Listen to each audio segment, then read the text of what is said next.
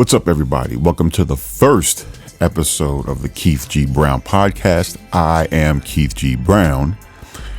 I'm excited. I'm excited for this. And the reason why I'm excited for this is because the podcast is going to be talking about all things acting, directing, writing, filmmaking, TV, all that good stuff. But I'm also going to talk about real life. Everything that you and I go through on a day-to-day basis. When I started to become an actor, when I decided to become an actor, of course, I did what everybody does. We go to YouTube and we look up a whole bunch of videos, how to become an actor, or whatever it is you decide to do, how to change, spark plugs, whatever it is. So I went to YouTube and I saw a ton of good content, really good content on the first steps to becoming an actor, what it's like to live as an actor, whether it be in New York, Los Angeles, how to get to New York or Los Angeles to become an actor, because there's a lot of folks out there. Some of you may be watching this video podcast that, you live in some rural areas, and some, fairly small towns and states. And, you feel that urge to, take part in the arts. But it feels like a huge challenge to get to like Los Angeles or New York. So, I looked up a lot of different information, a lot of videos, and I saw some great stuff. What I didn't see a whole lot of, though, was videos on the world of and the profession of acting, as well as, just talking about and dissecting the day-to-day. Because the honest truth is, what you have dealt with, what you are dealing with, and what you're going to deal with in your life greatly impacts what kind of actor you are, the type of acting you not only naturally do, but the acting you want to do. Your past experiences, everything that you've gone through affects you when it comes to any profession that you do, honestly, especially one such as acting, anything in the arts. So that's a whole lot. Let me reel it back and start with the basics. Who am I and where I'm from? So, again, name's Keith Brown. I grew up in Queens, New York.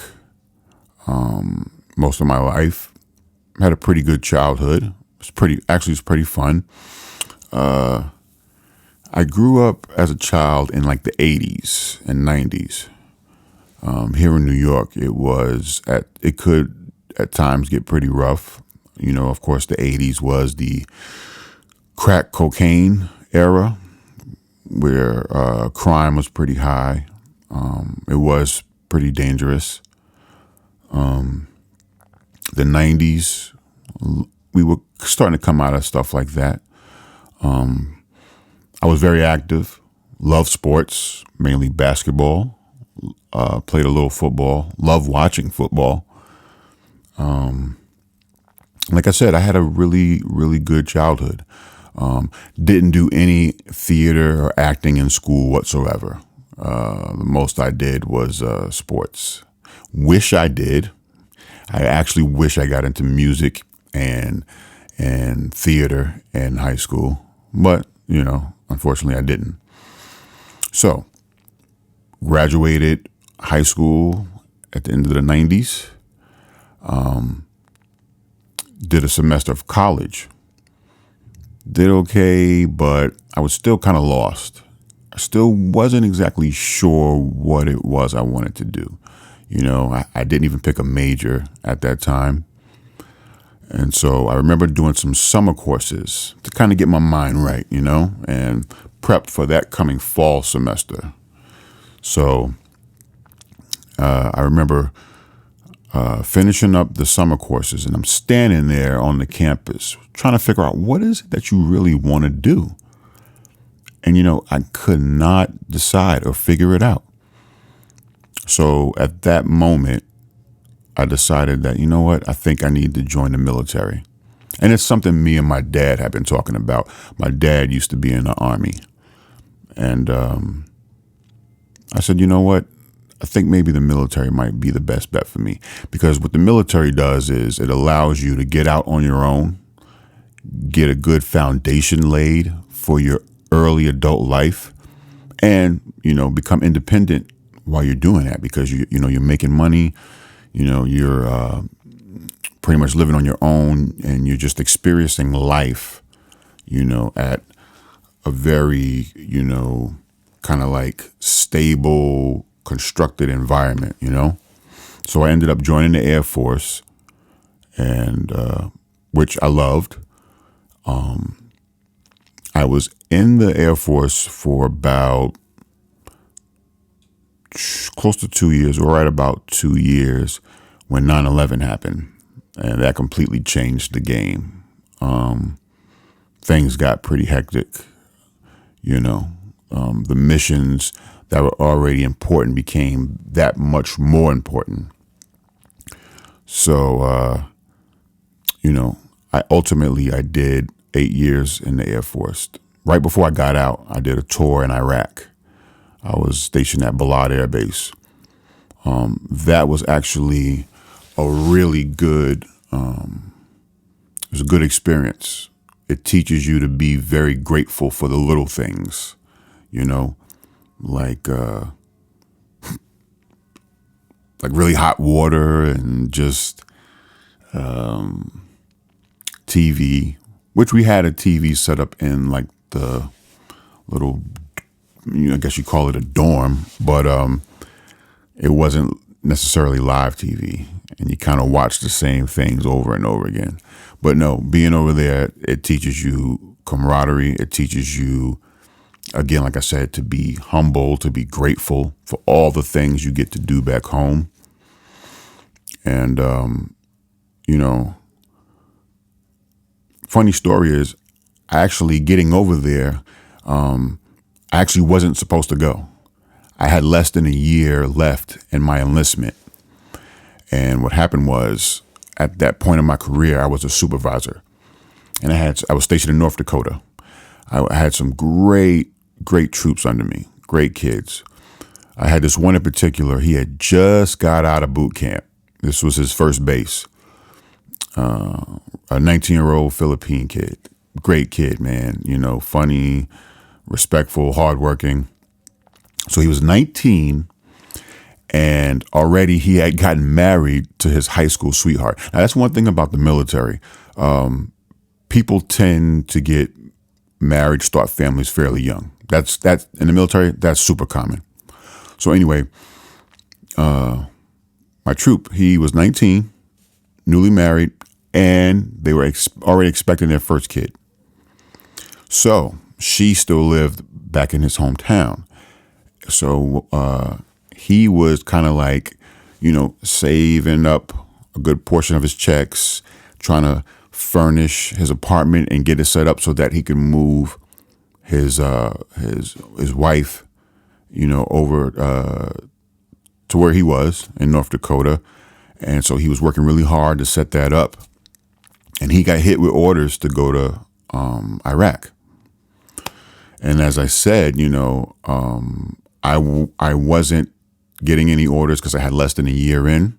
So if you have less than a year, you don't get hit with those orders, because you could be held over there longer than you're supposed to be. So they don't even bother, going through, jumping those hoops and all that. So, people who are close to ending their enlistment, they don't even have to go over. But what happened was, I love this kid's work ethic. He had such a good heart. And, I'm a dad. I understood what it was like to, want to set things up and get things right for your family. So I went to the higher ups, my boss, and I said, look, I don't think right now he's in a good spot to really go over to, a foreign country during a war and be able to focus on that mission alone. He's only 19. He's fresh out of boot camp. He's got a wife that's pregnant. He's really trying to set up his home to bring her over. I don't think that right now he's equipped for that. Let me go. I'll do it. You know what I'm saying? I'll go. It's not a problem. And like I said, I totally get it. So they agreed, and I went to Iraq. Excuse me, just unlocking my So I went over to Iraq. I don't regret the decision. I don't regret it at all. One of the things that I was taught early on, especially from my first boss in the military, is that you lead by example. You lead by example. I also learned that, growing up playing sports my whole life, if you really want to lead, you lead by showing everyone else the right thing to do. And I felt at the time that was the right thing to do. Okay, so, all right. I get out the military in 2007. Okay, I moved back to New York. I land a corporate job, and I'm doing well, doing really well, actually. About a year and a half in, I never took my resume down off the sites that I used to get that initial corporate job. And I get a phone call from another big Fortune 500 company, and they offer me more money to go over there. So I do, and I'm miserable. I'm absolutely miserable. Corporate is just not for me. I can't do corporate. It's I am a people person. I learned that very early on about myself. I'm definitely a people person, and being in the corporate environment was just too cutthroat. It was too cold. You had to keep that wall up, if you know what I'm talking about. So I was absolutely miserable. I ended up leaving that job, and actually one of the security dudes that worked the gate at that job, he did bouncing work on the weekends. And he said, bro, we got cool. And then one day he said, bro, you ever thought about doing security work? Not that I needed the money, because I was making really good money at that job. But he said, it's fun. He goes, I really don't need that little extra money, but it's so much fun. It's actually fun. And I gave it some thought. I gave it a lot of thought once I knew that I was heading out of that job. So, I took him up on that offer. I said, hey, whoever, hires you out for your bouncing gigs, yeah, give him my info. I'm down. And, at the time I was much bigger. I used to weight train a whole lot heavier. I was about 245 then. I'm about 205 now. So yeah, I started doing the bouncing on the weekends, the security work, and it was pretty fun. At times it was hectic, but one thing that helped me was I am the type to, I believe if you respectfully handle a situation and handle a person, 9 times out of 10, you can get a respectful action from it, a respectful reply. It's when you go in aggressive that you're met with aggressiveness. So I was always good at talking. One trick I had was I would, it's always usually loud in the clubs and the bars. So what I would do is I had to get somebody out of the club, instead of trying to manhandle them, and especially if they're with friends or their old lady, they don't want to be embarrassed. So I would act like it was absolutely too loud to hear what they were saying. So I'd be like, bro, I can't really hear you. What are you saying? Come over, walk with me. So by the time he's repeating the story, because I'm telling him it's hard to hear him, I've walked them outside already, because 9 times out of 10, the dude's drunk. so by the time, he still hasn't even realized it, but I've walked him outside. Now at this point, I can let him know it's not me, but the boss says you're done for the night. But the hard part is already done. The dude's outside the club. So I was really good at that. But anyway, yeah, I did that for close to a year. And one thing about me is that no matter what kind of job I have, I hardly ever take off. I have to be like on my deathbed to call out. Very reliable. I show up on time. So in less than a year, I was approached by several people actually about bodyguard work. And bodyguard work is that next level above just kind of doing, bouncing / club and bar security. So I said, yeah, absolutely. So I started doing bodyguard work around the city, mainly for actors. So obviously I was around a whole lot of TV and movie sets, and it fascinated me. I loved the environment. It actually reminded me a lot of the military, how all these people have these individual jobs that they're doing to like come together and just make this one just awesome, badass thing come to life. You know what I mean? It's like you got the camera crew, the lighting, and the audio, the director, the actors, makeup, the stand-ins, the extras, like the background. All these people know their job well, and they're able to just bring this all together over the course of maybe it's one day, maybe it's a few days, maybe it's months, but every day they come together, they do their individual job, and they do it right, and it just, at the end, you have this amazing show, you have this amazing movie, you have this amazing commercial, and I just was so intrigued by that. I loved the environment of that. So I was around that a lot, being a bodyguard, and then also being around it, standing around, because as a bodyguard, I have to maintain a level of closeness to whoever the client is. So I'm right kind of in the heart of things. So I'm seeing how things are working. So not only do I get to kind of like just, watch some cool shit going down, but I get to learn. I get to learn about, setting up where the actors got to stand, and the boom mics, keeping boom mics out of sight, just all the little things. I got such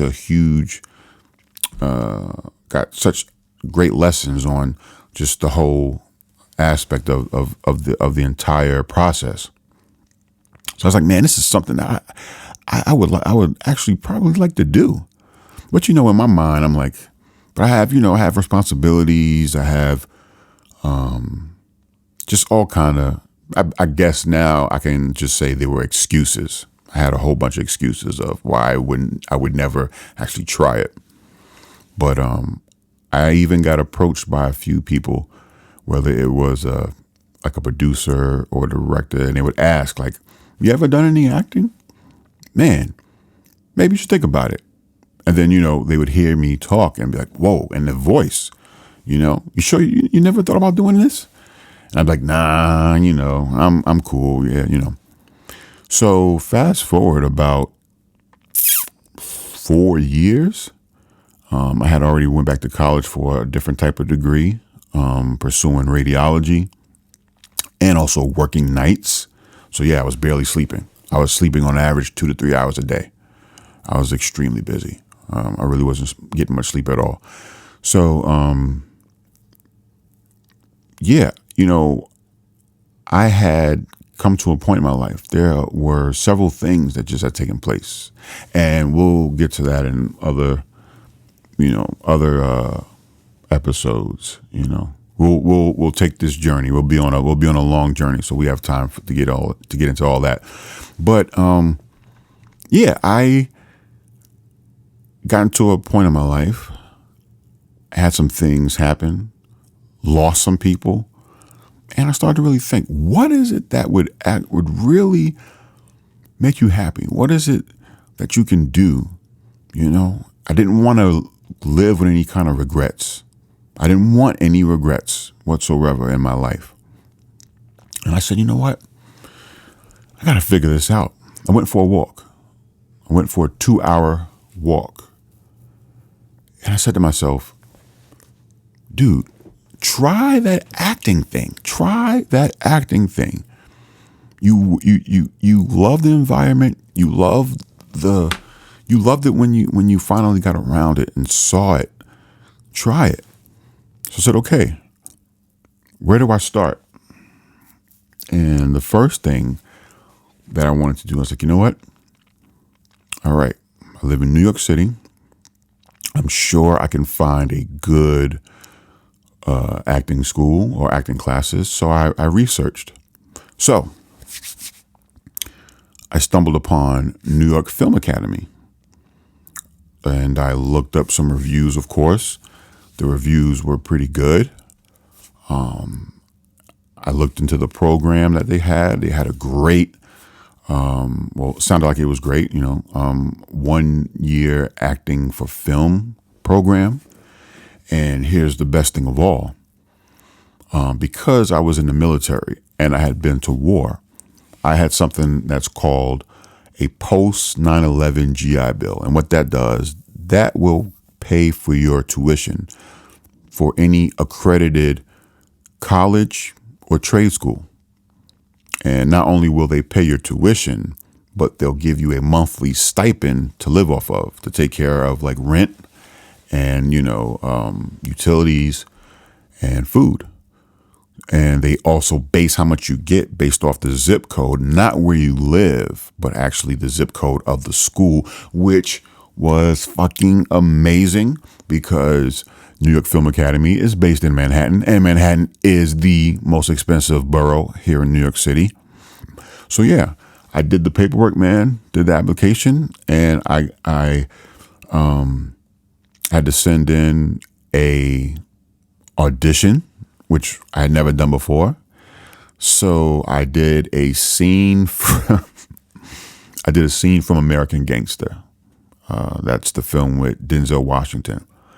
I did one of his scenes. So I submitted that, and New York Film Academy accepted me. And my post 9/11 GI Bill was accepted. So as it turned out, what was a kind of a low point in my life, I dusted myself off. I refocused myself and said, okay, let's hit the reset button. What is something that you've always wanted to do? No regrets. Go do it. And yeah, I got accepted to New York Film Academy, and I was going to get basically, the military would pay me to pursue this acting thing. And that's what I did. So I started at the Film Academy and absolutely loved it. The teachers there are great. They're very knowledgeable, and they're working actors as well, which is why they have such a they have a whole lot of teachers / instructors there, because one could get called for a job at any time, and then there are always other teachers on call to fill in that slot. So I learned a lot. New York Film Academy taught not only in front of the camera but behind the camera things. So, on Monday, we might be doing a scene. Might be dramatic. It might be funny. Tuesday, we might be learning how to use, those red cameras, those awesome cameras, and then filming some short little clips ourselves, what else? Wednesday, we might be in improv, and of course you do the acting pretty much every day.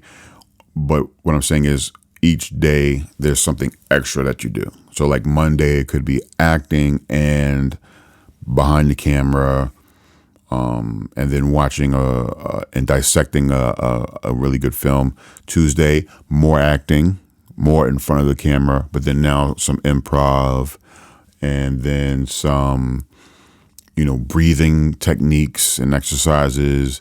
Wednesday, you get the idea. So I absolutely love that experience.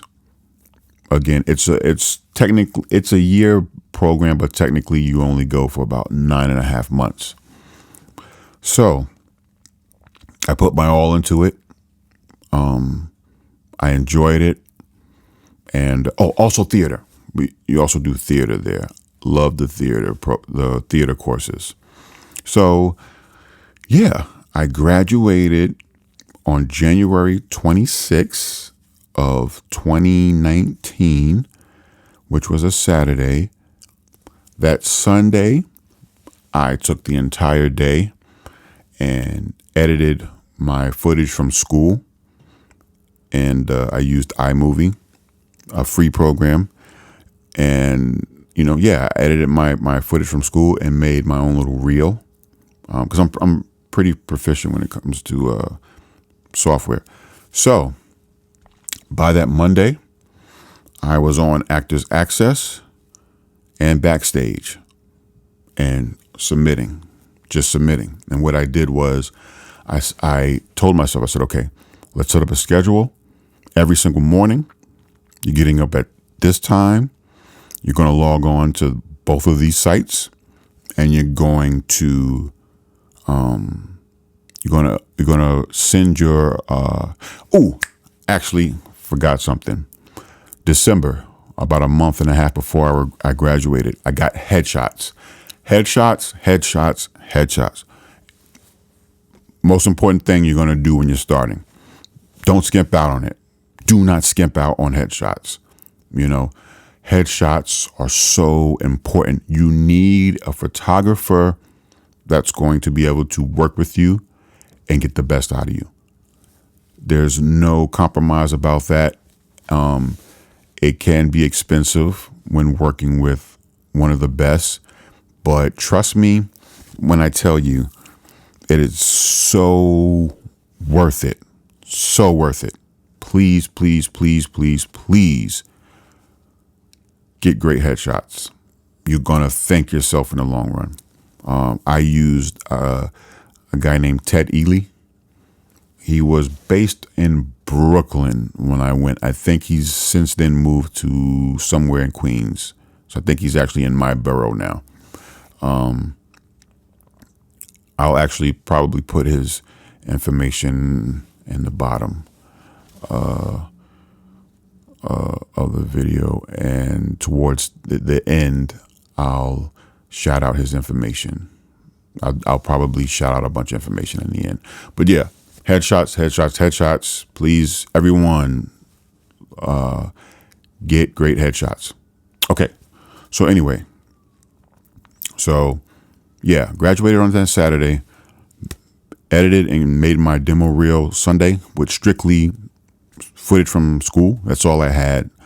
And by that Monday, started submitting to auditions. I did that every morning.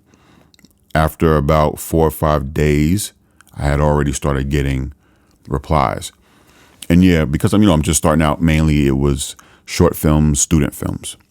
So, of course, I already knew the type of work I would initially get. I don't have an agent yet, fresh out. The student films, the short films are a great way to network with, fresh faces coming into your industry. Also, to kind of build a resume of sorts, nothing huge, but it's work. It's experience. You get to work on your craft. So, yeah, after about 4 or 5 days, I started getting a bunch of replies, and that, it did a lot for my confidence, saying, okay, cool. Well, I have something that, can possibly be marketable, and that people would, want to, have in their projects.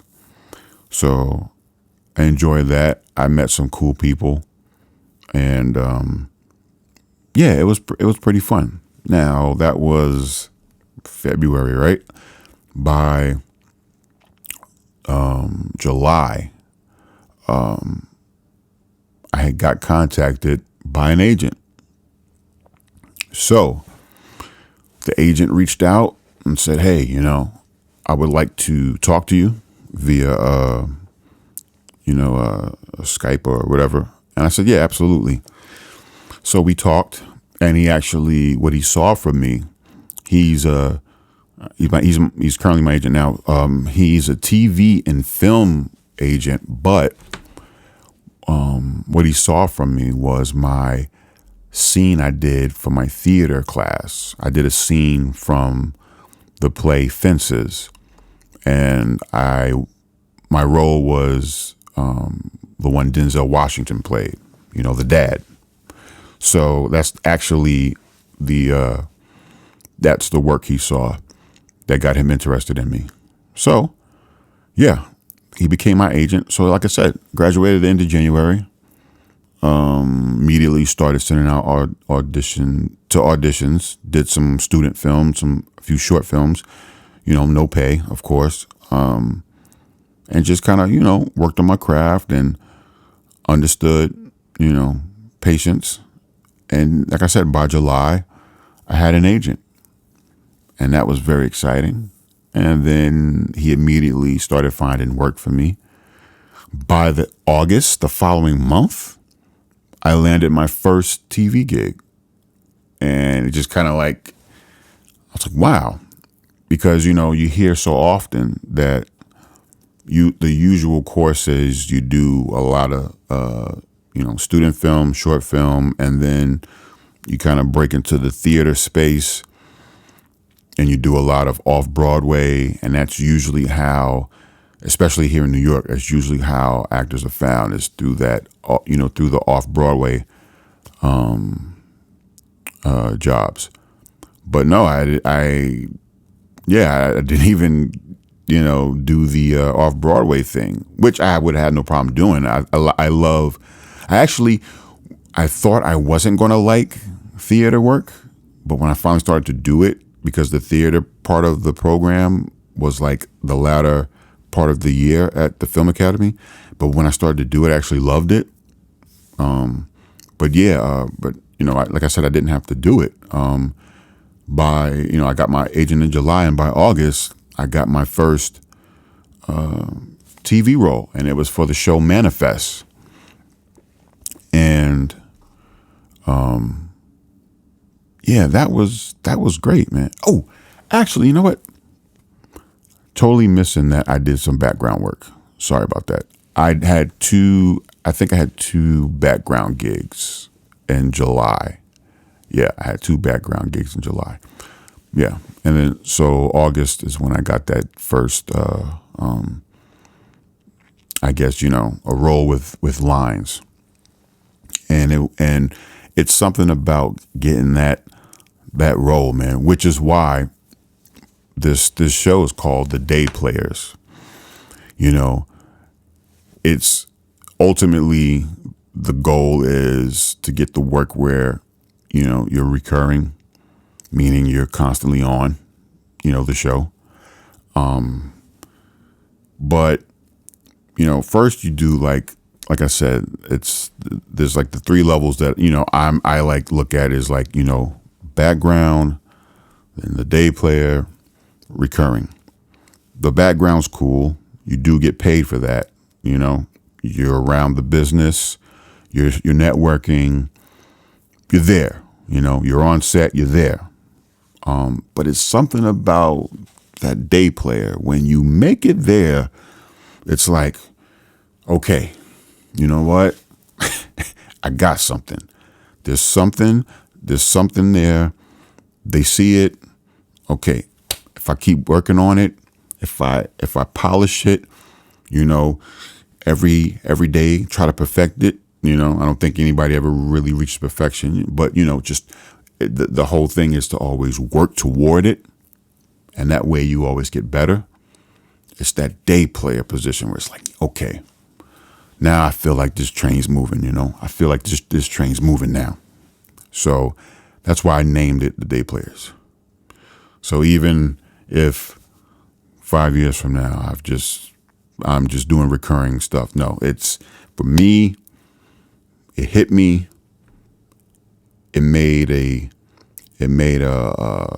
It was implanted in my spirit and my confidence, my soul to continue and strive to keep doing this. Once, that day player, I landed that day player role.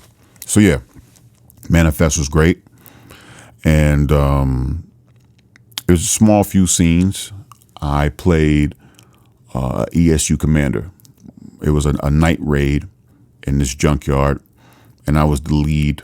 I was the lead cop, basically leading the raid, and I had had a few lines. Ultimately, like 2 of the scenes I did were cut, but that happens all the time in editing. You'll do like 7 scenes, and all 7 might make it. 1 out of 7 might make it. 4 out of 7 might make it. You don't know until the show airs. So when it did air, I had noticed that, but it was enough. It was enough to get noticed. Because shortly after, I started getting quite a few principal auditions. That's when stuff really began to pick up. So over the course of the next few months, I got work, here and there, some small little, some smaller roles, some print ad type of, jobs, where it's not necessarily acting as far as lines and, but kind of like setting up scenarios, so that they could take pictures and use it in like digital ads and stuff like that. I did quite a bit of that. So my next, I guess, big or prominent role was on Blacklist, which just happened this past February, I believe. Yeah, February. That was over the course of about 6 days. That was super fun. Super, super, super fun. My character's name was Tank, and I was a killer for hire. It was deeper than that. There was like reasons why I did what I did. If you ever watched the episode, it is the last season. What was it? Season 7. I think season 8 just started. So it was season 7. I think episode 17 or 18. It's titled Roy Kane, I believe. So anyway, that was super fun. If you watch it and you get towards the end of the episode, you'll kind of understand why I was doing what I was doing. There was a little bit of depth. It was some depth to that character. Great story about that role or that job. I initially went in to audition for a completely different role in that episode. And the role I went in for was a guy who was in prison, and they were trying to get him to talk. And he acted like he didn't want to, but and you if you ever watch the episode, that character is still in there, obviously. But the initial role I went in for, so the guy's in prison, and he actually, he has some lines, and then kind of, I guess, like 10 or 15 minutes into the episode, he gets shanked and killed in prison. Right? So, like I always do, I prepped for the role. I prepped well. That's one thing too. Please, guys, please, ladies and gents, if you're, whoever's watching this, listening to this, please, please, please, the best thing you can do for yourself is prepare. The best thing you can do is just prepare and just take that script and learn it. And I mean, learn it. And it's called side. Really, what you get is called sides. Sides are a part of the script. Your agent or the casting agent will email you your sides, and it could be 1, 2, sometimes 4 scenes. That they want you to kind of go over and get familiar with, and then come in and audition with that. A lot of casting agents are going to tell you it's okay if you're not totally off book. It's fine. Obviously we want to see your eyes. Don't look down the whole time, but we get it. And it's okay. No, please be off book. be off book. Be so comfortable with those sides that you don't even need to have them in your hand. Trust me. I know a lot of casting agents say, it's okay if you're not completely off. No, trust me. And there's reasons for that. First, a casting agent might tell you that it's cool if you're not off book, but just about every one of those casting agents will be more impressed if you are prepared to the point to where you're off book. 2, if you have memorized those lines and gotten so familiar with your character, you don't need the sides. You start to be more comfortable with that character, with those lines, and you will start to come up with different ways to present that character and to present those lines, because that comfort level will allow you to relax. It'll allow you to really let your brain to just wander and focus on other ways you can make that character your own. Because now you're no longer worried about memorizing some words that you didn't come up with. The words are memorized. They're in there. Now you can focus on, okay, now let's have some fun. So anyway, back to my role on my audition for the Blacklist. That's exactly what I did. That's what I always do. I got the sides memorized to the point to where that is, I'm okay. I know it. Now let's have some fun with it. So I went in there confident because, one thing about me is that I've seen and done so much in my life. I'm like, look, I know as long as I prepare, I can live with any result I get. If I ever in my life approach something ill prepared, and I don't get the outcome I want, that is when it's going to bother me. That's when I guess failure will mess with me for a little bit, because I'm going to know in my heart that I should have prepared better. But for the most part, I prepare. So that's why 9 times out of 10, I can live with the result and just say, hey, it wasn't for me. So I went in there prepared and I killed that audition, man. The guy that was talking to me, he was a cop. And we're in an interrogation room, and he's interrogating me, trying to get me to talk, and I killed it, man. It was just fun being this badass, and just kind of talking to this dude, whatever you're saying, I'm not even really listening to you. You must not know who I am. Anyway, the audition ends and the guy's like, wow, okay, cool. Thanks, man. I appreciate it. So I got my stuff and I'm leaving the room. I'm walking down the hallway to leave. And the guy comes to the door and he's in the hallway. He goes, hey, Keith, you mind coming back here for a minute? So I go back in the room. It was him and then a young lady in there as well. So he goes, listen, we really, really liked your audition. So much so that we feel you're actually fit for this larger role that we have. I said, oh, wow. Okay, cool. And he goes, is that something you think you'd be interested in? I said, oh, yeah, absolutely. He says, okay, cool. Now, do you think you could come back here around 5 p.m. to audition in front of the director? In my mind, I'm like, holy shit. But, externally, I'm like, absolutely. So I'm like, oh my God. So he goes, okay, cool. Well, contact your agent and let him know about the change. And here's the new sides. Grab the sides. I'm leaving. And it's about a little after 1 p.m. So I'm like, holy shit. I have a doctor's appointment in Long Island. Now I'm in Manhattan right now. So what do?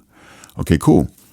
I'm reading these new sides, learning this character. I'm speed walking to the train because I hate driving to Manhattan. Manhattan is the worst. Anybody who does not live in New York and you plan on coming to live or visit, driving in Manhattan is the absolute worst. So I never drive to Manhattan. So I'm speed walking to the train so I can get back to Queens to pick up my car. Speed walking, reading sides. I'm trying to read these sides. Hop on the train, reading the sides, right? Get back to Queens, grab my car. Cannot read, obviously, and drive. So I use the Line Learner app. All those actors out there, future actors, please download this app. It's amazing. Line Learner. Amazing.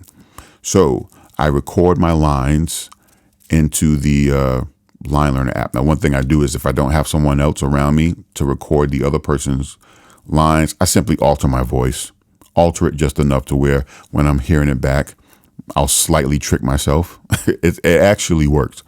So cannot drive and read. So put the lines in Line Learner, plug my phone into the aux in my car. And while I'm driving to my doctor's appointment, I'm listening to the lines, get to my doctor's appointment, reading the lines while I'm in the waiting room, see the doctor, haul ass back to Queens to drop my car off, listening to the lines, park my car, head to the train, reading the lines, get to Manhattan about 4:30, using that little bit of extra time I have, 4:45, go back in. And it's like, oh, you're early. Okay, cool, come in. Went in, and within a matter of just those, I'd say a little over 2 hours that I had those new sides, went in and did a great job. I feel, it was good enough to get the new role. So I got the role of Tank. And instead of working on that show for maybe a day with those two scenes, I was on there for 6 days and did a lot of fun stuff. There were some scenes, obviously with lines. There were other scenes where it was a lot of movement, like a rooftop chase. It was amazing. So, I did that. It was great. And about a week and a half later, the pandemic hits. And things absolutely just not slow down, things shut down. The pandemic was,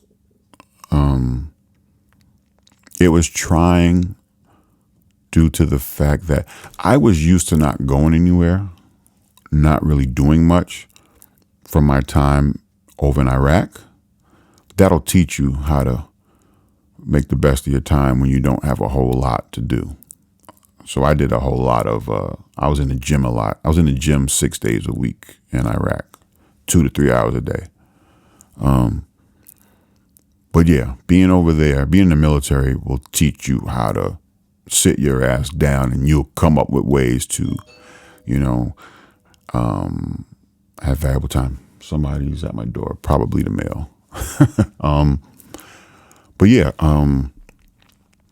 the issue that I had with me after some time was I felt like I just had started getting momentum, because I started getting a lot, even right before and during that stint with the Blacklist, I was getting auditions still, So on my off days during those 6 days, I was going to auditions. I even had a Warner Brothers project.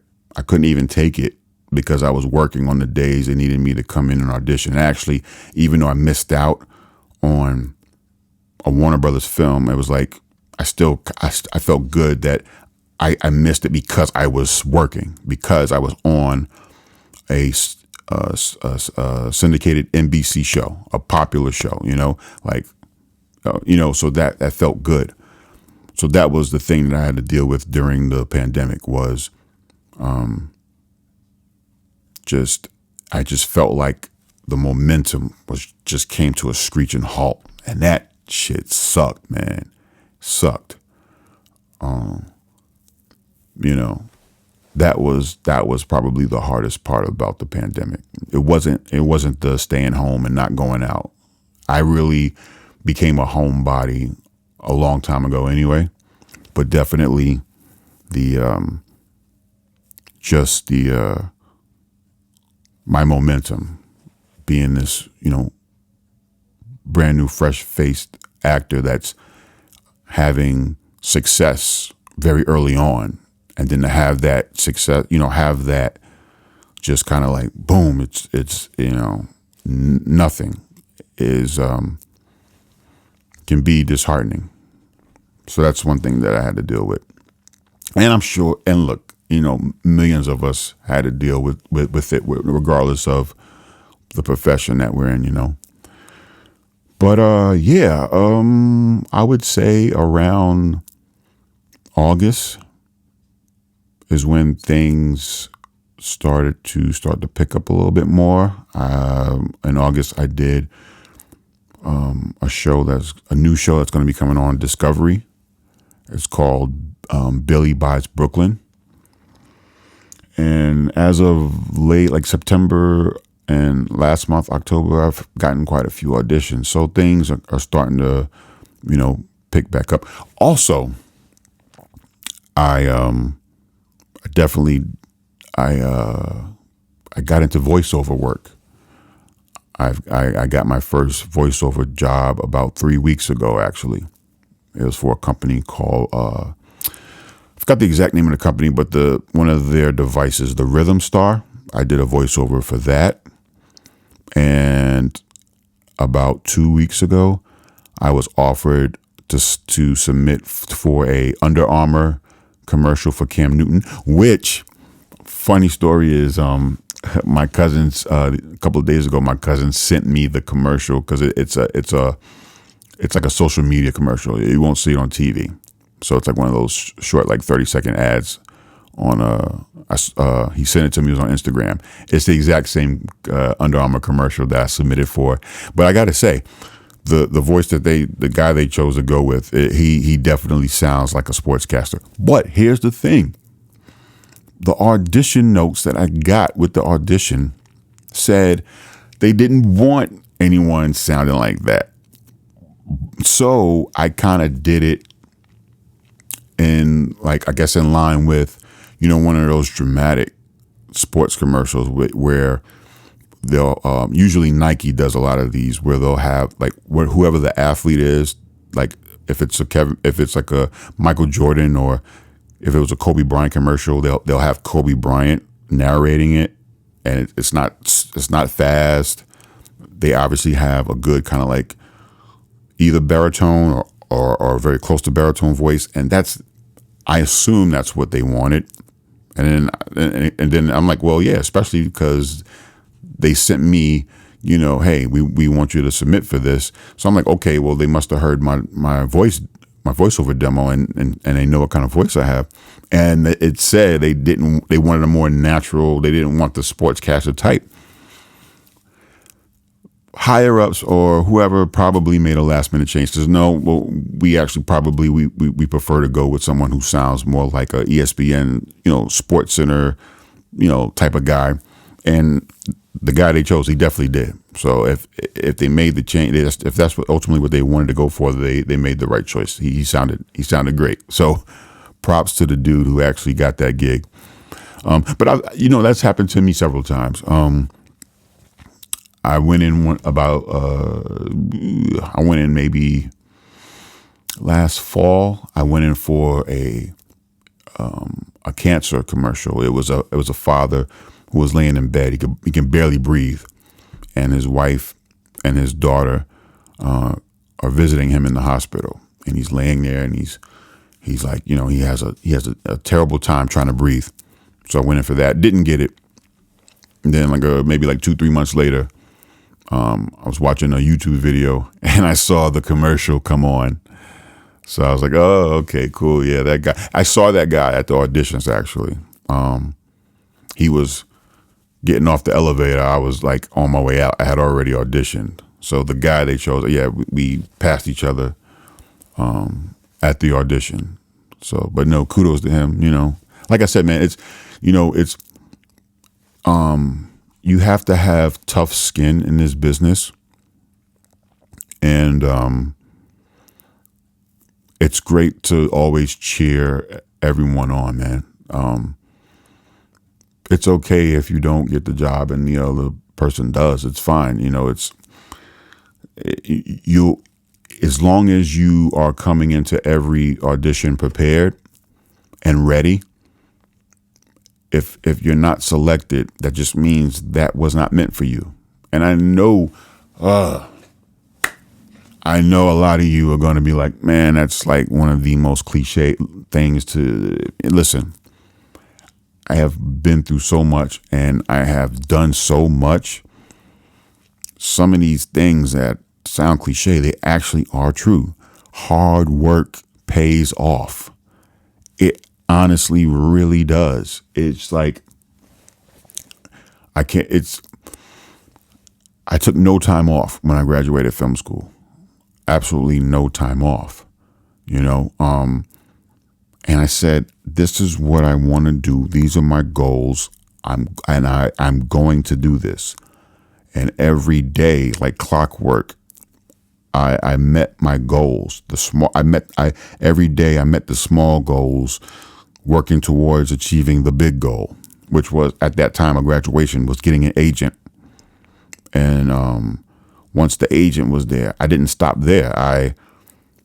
Another thing too, even after you get an agent, don't stop going to these sites. Don't stop looking for these auditions. A lot of work I've gotten over the I don't think it's quite been 2 years, but just under 2 years I've been doing this acting thing. A lot of work I've gotten on my own. A lot of the Rhythm Star voiceover, the recent thing I did for the Discovery Channel, that was on my own. I don't just solely rely on my agent to get me work. I highly advise everyone, listen, just even if you land an agent, continue to put yourself out there and look for work. An agent is, of course, his job is to get you work, but an agent has several people he's dealing with. He has his own life. And on top of that, you should be the one that's taking your career the most serious and giving the most time and attention to it is you. Even if you do have an agent, even if you are paying him or her that 10%, the person that should be driving, should be the main driver and the main cheerleader and the hardest worker for you is you, hands down. And I'm telling you, it will absolutely positively pay off. It will absolutely positively pay off. Now, can you realistically be an actor? Can you realistically become an actor? And the answer to that is yes. You can absolutely, positively become an actor. A lot of people ask, how hard is it? A lot of people ask, here's the thing. Let's start with how hard it is to get work. That's a question really nobody is going to be able to answer for you. I actually have a nephew that just started he caught the acting bug about a couple months ago. He actually asked me about a week ago, is it hard getting work, being an actor? And I told him, I said, Alexander, shout outs to Alexander. I said, Alexander, I can't answer that for you, man. If I could, I would. But the fact is, in this line of work, each path is so different. It's just so different. From having, a different. Well, let's start with the fact that each and every one of us look completely different. You know, some of us may have a doppelganger out there, but for the most part, oh, sorry, anybody that doesn't know, a doppelganger is another person, that looks just like you. But anyway, we are just so different. We have completely different looks. We have different personalities. We have different traits. We have different just outlooks on life. So many things make us so unique, which is a great thing. It's an amazing thing about us, but it also makes it impossible to be able to tell someone else how their journey is going to go, when trying to be an actor. So there's just too many things at play to be able to tell someone whether or not they're going to have an easy, an average, or a very difficult time being an actor, having acting being your profession. It's just too many things at play. So with that being said, you can still, yes, you can be an actor, just know what your strengths are, know what your weaknesses are. Also, a job like this, a lot of the work is unseen. And I say that to say you'll have to hold yourself accountable. Like it's not like a 9-to-5 desk job where you'll probably have some kind of supervisor or manager constantly hovering over you and the rest of your coworkers to make sure whatever tasks you have get completed. There's no like deadlines. So yeah, if you are supposed to be working on your craft to get better, if you're supposed to be submitting for auditions, if you're supposed to be keeping updated headshots, all that falls on you. You got to make sure that you're doing that. Okay, nobody is going to hold your hand. So if you're not really getting work, but at the same time you're not submitting for like, and this is for like I said, actors just starting out. If you're not getting paid work yet, but you're sitting around and you're not submitting to student films or short films, and yeah, it's going to be no pay. Simply just credit. You'll have your name in the credits and you can throw it on your resume. But if you're not even doing that, if you're just kind of sitting around, then there's nobody that's going to come and say, hey, you really want to be an actor, right? You really want to be successful at this. You need to get up and start doing these things. No one's going to do that.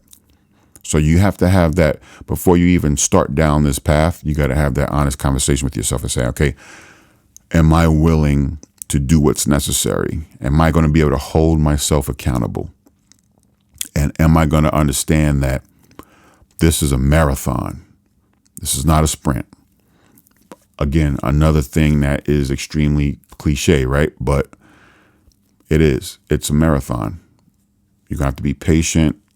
You're going to have to work hard and understand that anything worth having is going to take work and it's going to take time.